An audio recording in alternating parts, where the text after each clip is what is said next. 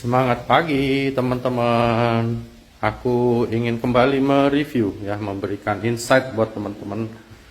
Kenapa sih kita harus serius di AFC ya? Aku ingin memberikan insight pada kalian bahwa sekitar 4-5 tahun yang lalu aku masih praktek sebagai dokter ya, yang rajin teman-teman, punya tempat praktek, pagi-pagi sudah buka dan sebagainya. Aku bermimpi ingin bahagiakan anak istriku, mamiku yang sudah tua ya. Aku ingin bangun rumah yang mewah, aku ingin ajak jalan-jalan ke luar negeri, ingin beli mobil yang agak bagus sehingga kalau naik nggak malu ya, enak dan sebagainya. Terus bermimpi teman-teman ya. Dan mimpi itu aku lakukan sejak aku jadi dokter ya, sekitar tahun 94 sampai 4-5 tahun yang lalu.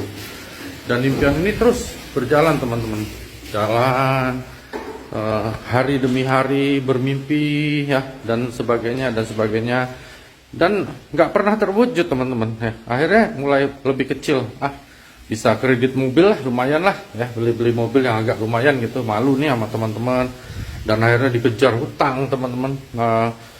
Impian dengan penghasilan terus berkejaran, seperti penghasilan ini roda belakang dan impiannya di roda depan, akhirnya jadi hayalan, akhirnya tambah kecil teman-teman. Pertanyaan aku adalah, apakah teman mengalami hal yang sama ya? Jadi mengerjakan hal yang sama terus ya, bermimpi terus, berandai-andai, siapa tahu dapat rezeki besar teman-teman. Bohonglah teman-teman, hoax ya. Kita ini 95% teman-teman memang diciptakan untuk mengerjakan impian orang lain ya. Jadi pekerja, jadi self employee seperti aku dokter dulu, dan akhirnya tidak bisa dapat impian yang sesungguhnya. 4 tahun aku di AFC, hampir semua impian aku sudah terwujud teman-teman. Nah, impian aku ini sekarang yang paling besar adalah terus membahagiakan arwah orang tuaku dengan mencetak miliarder baru ya. Tiap hari Anda harus prospek, tiap hari memotivasi orang, tiap hari memfollow up tim. Emangnya kerjaan lain? Enggak. Makanya teman-teman yang lagi nggak kerjain, aku ingin tanya sama kalian lagi kerjain apa? Ya, kalau kalian sudah kaya raya, udahlah, gak usah dengerin video ini, nggak ada gunanya. Tapi kalau kalian masih miskin seperti aku, seperti dulu, ayo kerjain AFC. Kerjaan kalian yang sekarang nggak akan bisa bikin kalian kaya atau mendapatkan impian Anda. Percaya sama aku. Apalagi MLM lain, udahlah teman-teman ya. Ayo, bangkit dong ya. Kerjakan AFC benar-benar. 4 tahun Anda bisa jadi seperti aku ya. Bahkan bisa seperti Pak Budi Darwin, dapat puluhan miliar di AFC. Salam sukses, luar biasa. Jadi ceritanya pada saat itu saya lihat foto seorang teman saya yang menjadi muda kembali, dan itu secara nyata gitu ya. Nah, di sana lalu saya pikir, wih, kok jadi muda? Saya bertanya, tapi sebenarnya saya tidak peduli gitu. Orang jadi tua, jadi muda, saya aja jadi tua, jadi muda, saya tidak peduli kan begitu ya. Ya tidak banyak pikir lah masalah ke sana. Tapi akhirnya karena Tuhan berkehendak, nah saya percayanya itu. Dia buat saya jadi membaca apa yang dikirimkan oleh teman saya ini. Nah, pada saat saya baca, sudah mau saya tutup karena saya pikir ini MLM gitu ya. Jadi nggak terlalu senang dengan MLM. Tetapi ternyata kemudian saya lihat ada link yang terkait, yaitu testimoni. Waktu saya buka, wah saya kaget. Karena apa? Karena bagi saya, apalagi yang seorang dokter, testimoni itu terlalu berlebihan sekali. Kok penyakit-penyakit yang secara kedokteran itu nggak bisa baik, ternyata dia bisa baik. Misalnya orang gagal ginjal ya. Biasanya kalau cuci darah sekali, 2 kali, 3 kali langsung jurusannya game. Tapi ini kok bisa kembali membaik bahkan gitu. Ada yang lepas cuci darah bahkan gitu. Lalu orang-orang kanker jadi membaik ya. Kencing manis yang sudah pakai insulin itu kan karena pankreasnya mati. Kalau secara teori kedokteran, kok bisa berkurang insulinnya? Loh, emangnya tumbuh lagi? Wah, ini canggih nih gitu. Nah, di sana lalu saya berpikir, wah, kalau benar begini, pada saat itu kan belum tahu kalau produknya bagus atau tidak. Jadi saya pikir kalau benar begini, ini sesuatu yang untuk masa depan. Ini sesuatu yang luar biasa sekali. Karena masa depan itu kan semuanya lewat stem cell, ya. Jadi kita lihat mungkin banyak bintang film yang sudah tua tiba-tiba jadi muda lagi, gitu ya. Itu karena mereka pakai injeksi stem cell. Pimpinan kita di Bali, 001 Bali ya, sudah sakit parah, sudah hampir game, sekarang sehat lagi. Kenapa? Stem cell. Nah, di sana lalu saya pikir, kalau cuma diminum, lalu bisa menimbulkan stem cell seperti itu, pasti luar biasa sekali. Lalu saya pikir waktu itu saya hanya bersandar pada logika ya.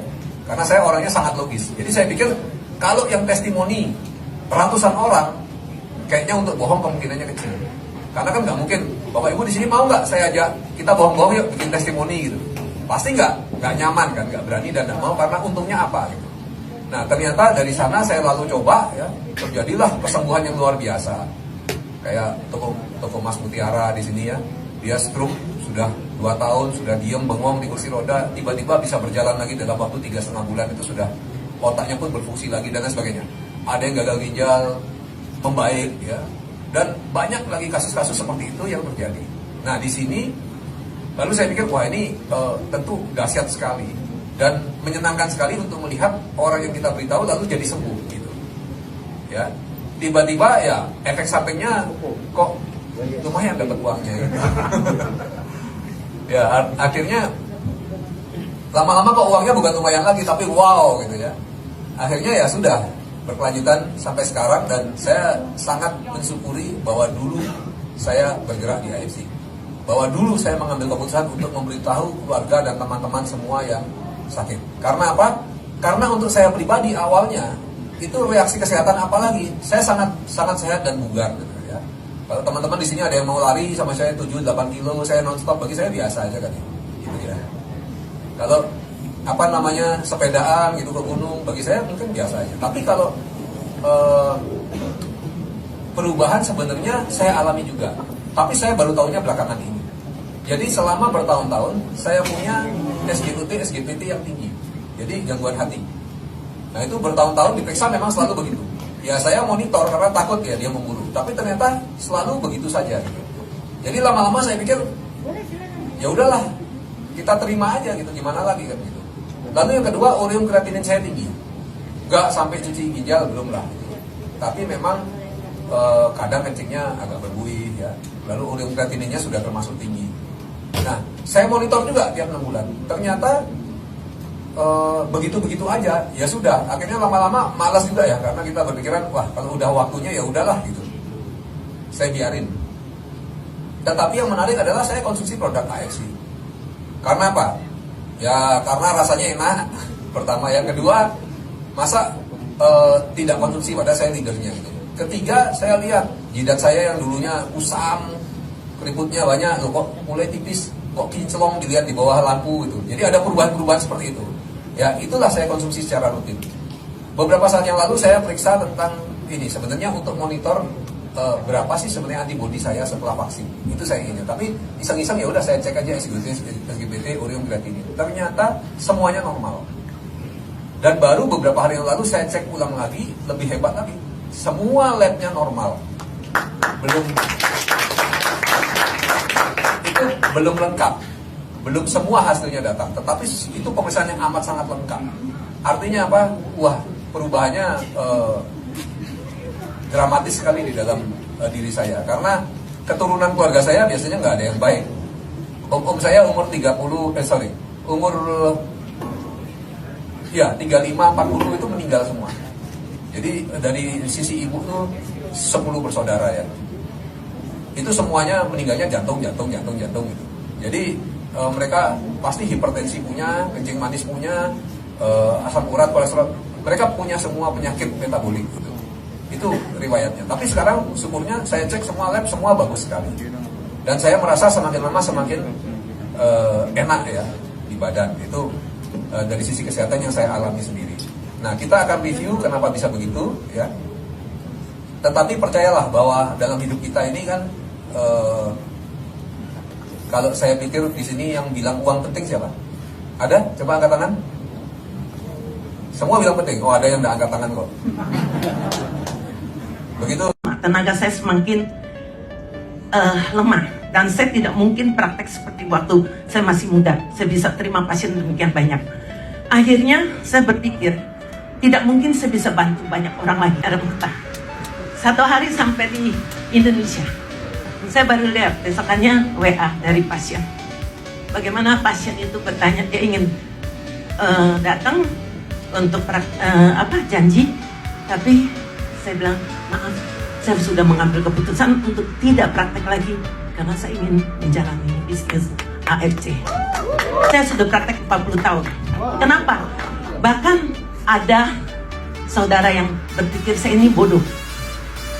Bodoh banget. Praktek di mana ratusan pasien saja yang masih menunggu saya. Tapi saya mengambil keputusan untuk berhenti praktek total. Karena saya punya misi, visi jauh ke depan yang saya pikir itu akan lebih baik. Kenapa? Saya sebagai seorang dokter, semakin lama tenaga saya semakin lemah. Dan saya tidak mungkin praktek seperti waktu saya masih muda. Saya bisa terima pasien demikian banyak. Akhirnya saya berpikir, tidak mungkin saya bisa bantu banyak orang lagi.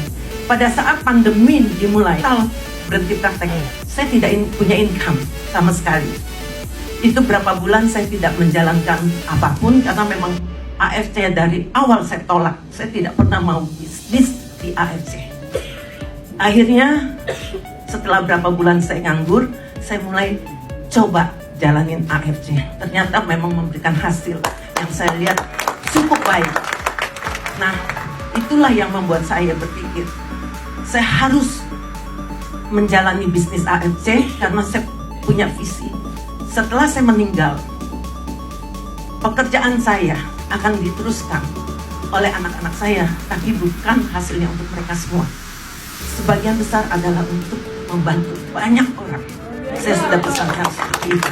Dan itulah saya kira yang menjadi motivasi saya untuk melanjutkan AFC.